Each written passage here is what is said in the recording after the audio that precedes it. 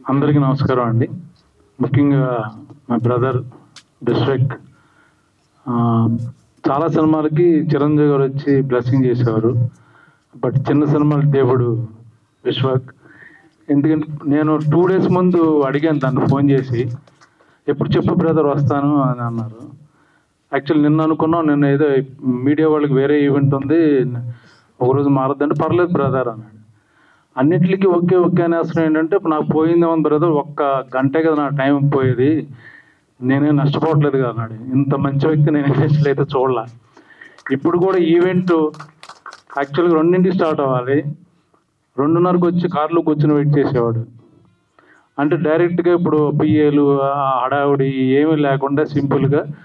నేను ఈ విషయం ఇంకోటికి చెప్తే, సార్ మీరు అట్లీస్ట్ మీరు సీనియర్ కాబట్టి ఆయన వచ్చాడు అనుకోవచ్చు, మాకు అసలు ఏం పరిచయం లేదు, ఎవరో ద్వారా ఫోన్ చేస్తే పాప ఆ సినిమా కూడా వచ్చేసాడని అన్నారు వాళ్ళు.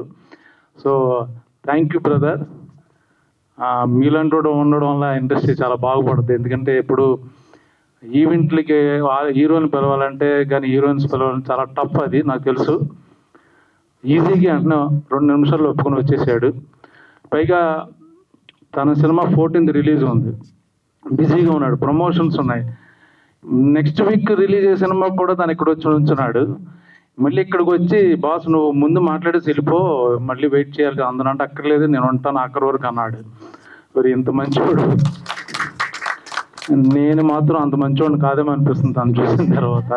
యాక్చువల్గా ఈ సినిమా గురించి చెప్పాలంటే డైరెక్టర్ నాకు 2 years బ్యాక్ వచ్చి ఐడియా చెప్పాడు. బట్ ఐడియా బాగుంది, ప్రొడ్యూసర్ లేడు. తర్వాత ఒక ప్రొడ్యూసర్ చేస్తున్నాడు, ఆయన జంప్. తర్వాత ఇంకోసం మళ్ళీ లక్కీగా మంచి టేస్ట్ ఉన్నాయన ఐటీలో జాబ్ చేస్తున్న రాజిరెడ్డి గారికి చెప్పడం జరిగింది. బట్ బడ్జెట్ చూస్తే లేదు, బడ్జెట్ అంతా నా రెమ్యునరేషన్కి అయిపోయేటట్టు ఉంది.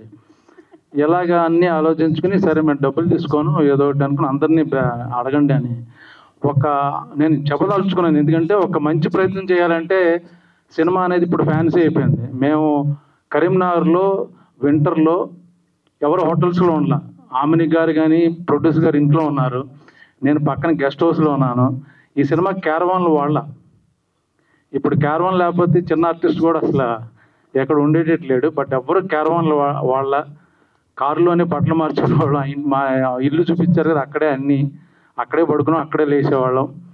సో అందరూ టీం వర్క్గా బాగా చేస్తారు. ఈవెన్ కెమెరామ్యాన్ కానీ లేకపోతే అందరూ అక్కడ ఉన్న ప్రొడక్షన్ టీం కానీ అడ్జస్ట్ అయ్యి, ఏదో ఫ్యాన్సీగా భోజనాలు కానీ చాలా లేట్గా వచ్చాయి అరేంజ్మెంట్స్ అన్నీ పాపం అందరం అలాగే కష్టపడి చేసాం.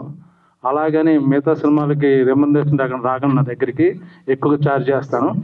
ఈ స్క్రిప్ట్ బాగా నచ్చింది. నేను చేసే సినిమాలు నాకు పెద్ద సాటిస్ఫాక్షన్ లేదు, అంటే రెగ్యులర్ క్యారెక్టర్స్ పడుతున్నాయి, డిఫరెంట్ స్క్రిప్టు, డిఫరెంట్ గెటప్. పైగా ఆమెని ఇలాంటి గారు ఆర్టిస్ట్తో సుధాకర్ రెడ్డి గారు వాళ్ళిద్దరి ముందు చేయడం నాకు చాలా కష్టమైంది. యాక్చువల్గా టు బీ ఫ్రాంక్, చాలా న్యాచురల్గా వాళ్ళు యాక్ట్ చేస్తున్నట్టు ఉంటుంది, మాట్లాడుతున్నట్టు ఉంటుంది, నేనేమో డైలాగ్ చెప్తున్నట్టు ఉంటుంది. సో ఆ మ్యాచ్ చేశాను అనుకున్నాను. బట్ నాకన్నా వాళ్ళిద్దరు డెఫినెట్గా మంచి బెటర్ ఆర్టిస్టులు బాగా చేశారు. అలాగే మిగతా వాళ్ళు అందరూ చాలా బాగా చేశారు ఇందులో. సో మంచి ప్రయత్నం, మంచి కథ, డిఫరెంట్ కథ. మీరు నచ్చితే చూడండి, మంచి సినిమా ఆదరిస్తారు. ఎప్పుడు లాస్ట్ టైం ఇప్పుడు బలగం ఆడింది తెలంగాణ బ్యాక్డ్రాప్లో. సో ఈ షూటింగ్ అంతా కరీంనగర్లో చేసాం.